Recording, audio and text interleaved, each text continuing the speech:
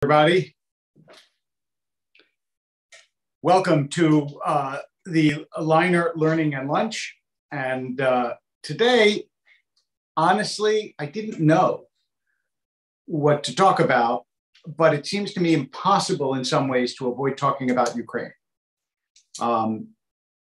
Since the conflict is now some 5 or 6 days old, maybe a little bit less, depends on how you measure the onset of the conflict, I think that it is probably useful and important for Jews to know something about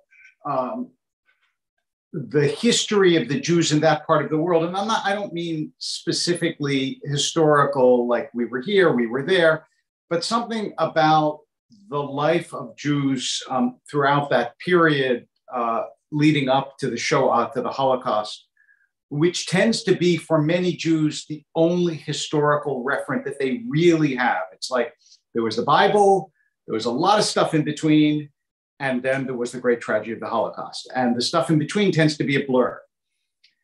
And while I'm not going to, as I said, it's not going to be a history lesson exactly, I do want to talk a little bit in snapshots and stories about what it meant to be a Jew growing up in what was once known as the Pale of Settlement, much of which was Ukraine, and to recognize that that part of the world, Poland, Lithuania, the Ukraine, and Russia, was home to the largest Jewish community by far in the world. America had negligible number of Jews next to that area before the 20th century. And in fact, at the beginning of the Second World War, Poland rather, had about 3 million Jews. And there were only about 15 or 16 million in the entire world. So we're talking about a place that is really, really rich in Jewish history. And cities like Kiev and Odessa and others have almost their own Jewish history about them. These were major centers of Jewish life and learning. And for the most part, even though we don't think of it that way, they were also places that were relatively hospitable to Jews and to Jewish life. And when I say relatively hospitable, I want to offer a couple of caveats. One is that I know this won't shock you very much, but minority groups throughout human history were generally not that well treated, right? The idea of minorities having equal rights with the majority was not something that was inherent in civilization throughout history. And the plight of the powerless was a difficult one in any age, even without other prejudices that impose themselves on people. So you can just think of what has been the treatment of minorities in almost any country that you're aware of. And you know that there has always been hostility towards minorities, and especially when there's a competition for land, resources. Think of the beginning of our own nation and what happened to Native Americans. When there is that kind of competition and one side has greater force, human history has generally not been kind to them. And certainly the Jews are no exception to this rule of human history. And in addition, of course, in Christian lands particularly, there was a kind of religious prejudice that did not so much exist in Muslim lands. There was a different prejudice in Muslim lands, and there is in the Quran, there are in the Quran anti-Jewish statements, and Jews did reject Muhammad's teaching, and that had baleful consequences for Jews in Arab lands and in Muslim lands, those two not being the same, since many large Muslim populations are in non-Arab lands like Indonesia or later on. But the charge of deicide, that Jews killed God, the charge of the desecration of the host, that Jews used the blood of children for their matzah on Passover, these myths and supercharged anti-Semitic falsehoods, these were products of Christian lands. And so there was a constant battle in a certain way, not only between Jews and Christians, but between Christians and Christians. That is, those who were more tolerant of the Jewish minority and those who were less tolerant of the Jewish minority. And one of the etymologies of one of the words that people know best, shul, is some sort of hidden tribute to this, because shul in Yiddish is a school. Why would you call a synagogue a school? Well, you could say that it's because there are schools and synagogues and people study, and that's a very nice idea. I have read elsewhere, though, and I can't cite a source for it at the moment, although I think you could probably find it somewhere on the internet, that in fact, the reason that a synagogue is called a shul is that in medieval times, Jews were kicked out and brought back of various lands at various times. And one of the many anti-Semitic regulations against Jews was that when they were readmitted to a country from which they had been expelled, they could rebuild, but only on land that they had already owned.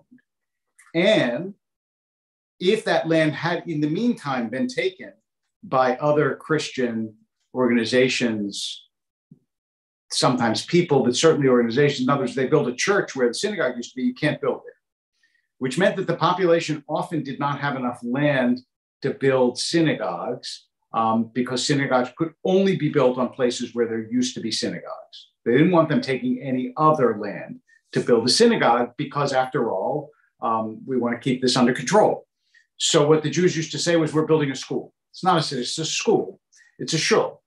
But in fact, often they were building synagogues. And so the two sort of became merged linguistically, which is a trace history of one of innumerable ways in which Jews were limited and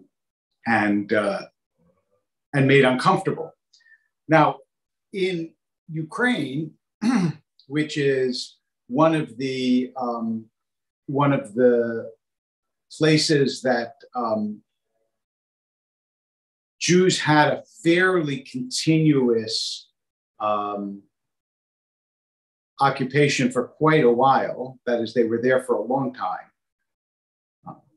They were doing fairly well, as I talked about this past Shabbat, in the 17th century. And then came one of the great catastrophes of Jewish history, Gzeirat Tachvatat, which is the Chmelnytsky pogroms. And about a third of the Jewish population in those pogroms was wiped out. There are all sorts of discussions and details about the nature of the pogroms and the reason why they were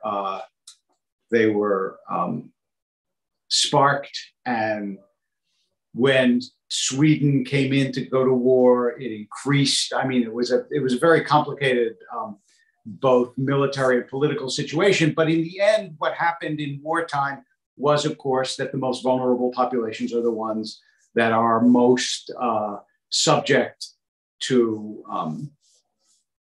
slaughter, and the most vulnerable population was the Jew. And again, it sort of supercharged these anti-Semitic beliefs and there was a sort of double rationale that enabled people in good conscience, so to speak, in quotes, of course, to kill Jews. One was that Jews were not allowed to own land by and large, so that they were merchants and traders and money lenders, because those were the only ways they could make a living. Well, who would you rather kill than the person you owe money to? And so one of the motivations throughout Jewish history for anti-Jewish pogroms and murders was that people owed money and they didn't want to. And if the person is gone, you don't owe the money anymore. And that's one of the economic motivation is a serious one, because you kill somebody, you can take their stuff. And we know this from the history of the Holocaust, that people would go back to their towns and their homes would have been taken and their goods would have been taken, and people refused to give them back. The other motivation was that it was seen somehow as a religious cleansing, right? These people who had rejected Jesus now get what's coming to them. And so at the same time, however, people are complicated. And after the pogroms, the Ukrainian Jews rebuilt, and for hundreds of years then had relatively successful communities and lives, even in places where their ancestors had been sometimes persecuted and where previous generations had sometimes been killed. And so each generation had its own different kinds of accommodations and difficulties. And the internal Jewish life was also part of Jewish history. We should not see Jewish history as entirely something that is determined by forces outside of the Jewish community. So there were, first of all, there were Jewish courts, even though Jews would often repair to the non-Jewish courts. When two Jews had a dispute, sometimes if they didn't like the Jewish court or they didn't get the result they wanted from the Jewish court, they would go to the non-Jewish court. And there were within the Jewish world factions. The most famous split, factional split, was between the Hasidim and the Mitnagdim. That is literally the Hasidim, the followers of the Baal Shem Tov, and the Mitnagdim are those who oppose, those who are against. What is interesting in part, and is a fascinating sidelight of Jewish history, is that after the Chmelnytsky pogroms, as I said, this was a shattering catastrophe throughout the Jewish world. A couple things arose. One was various messianic events, Shabtai Tzvi, followed by Jacob Frank. Jacob Frank, who is the subject of the mammoth novel, but really a remarkable book, called The Book of Jacob, The Books of Jacob, by Turkachik, I think that's her name, the Polish novelist. And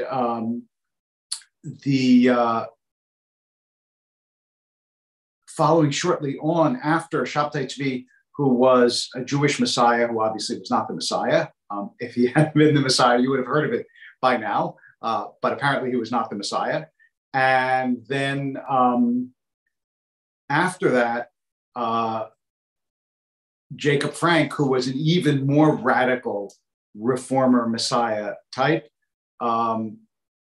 And following both of those, the Baal Shem Tov, who was the founder of Hasidism. So there was a series of charismatic personalities who tried to heal and reform that world.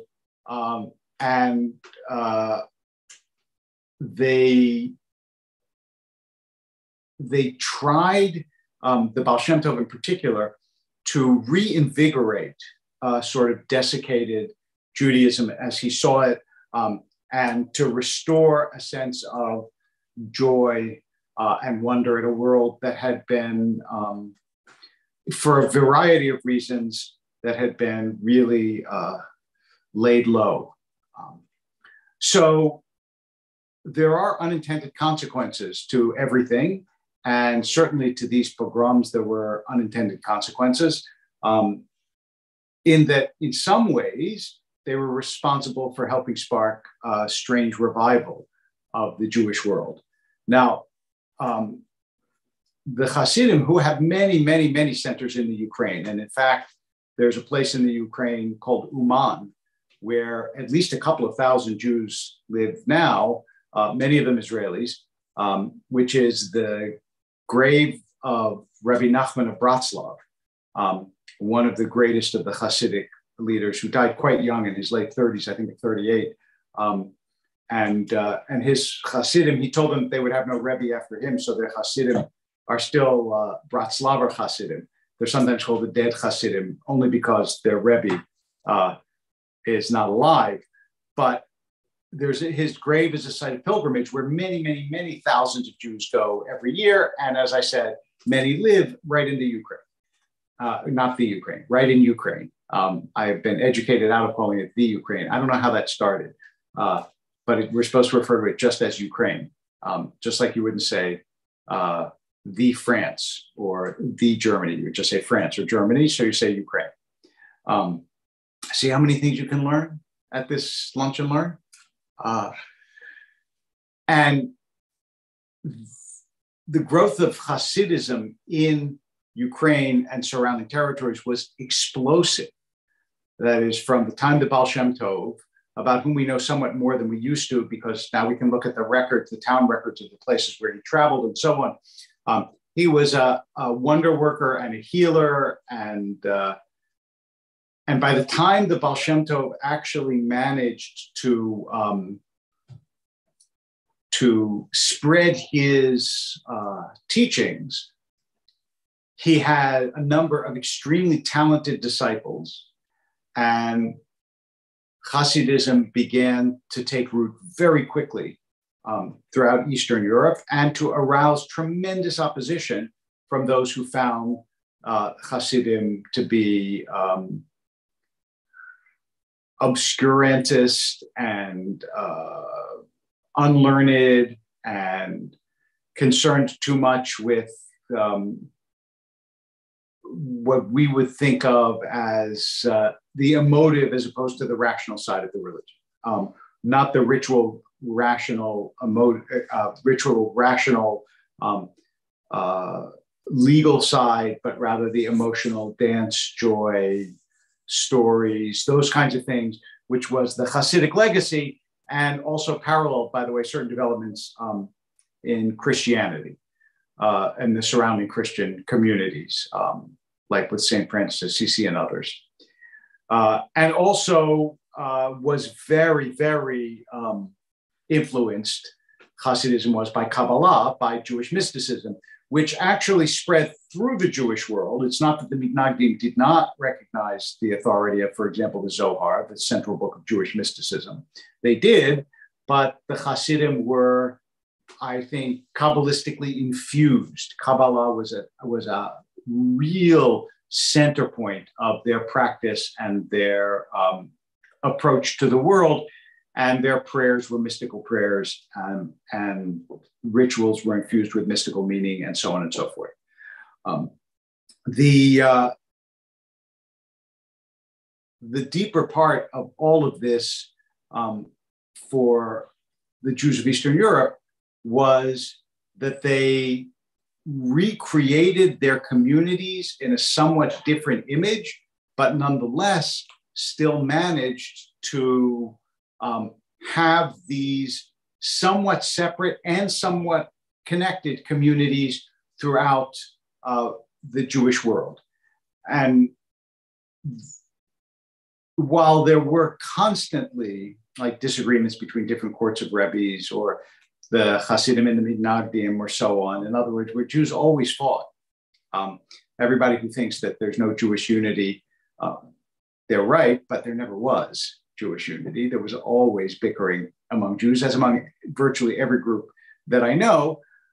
But nonetheless, there was a sort of coherent Jewish world that flourished, and part of it were the great yeshivas of Eastern Europe, and part of it was the great Hasidic courts of Eastern Europe. And those were sort of the two major drawing institutions that fed the world, and a charismatic personality could create a giant court. And some of those actually were, as you know, transferred to the United States from Eastern Europe. When you hear about Bobov Hasidim or Satmar Hasidim or Lubavitch Hasidim, they're all named for towns in Eastern Europe where the rabbi presided until the Second World War.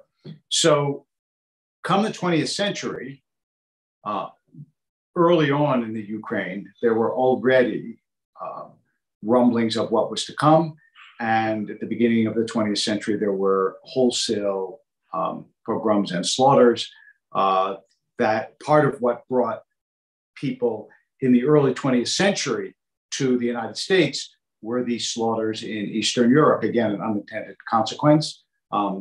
My own family, in part from that part of the world and a couple of other related parts of the world, Poland, Russia, Lithuania, different places, we're probably motivated. I don't, unfortunately, have the means to ask them, but we're probably motivated by the news of what was going on in Eastern Europe. And so waves of immigration came at the beginning of the 20th century to escape not only the poverty and the lack of possibility of living lives, but also the persecution that existed in Europe and culminated, as we know, in the Holocaust. The Shoah itself, the Holocaust itself, found very, very few countries heroic in their reaction. Ukraine not among them. The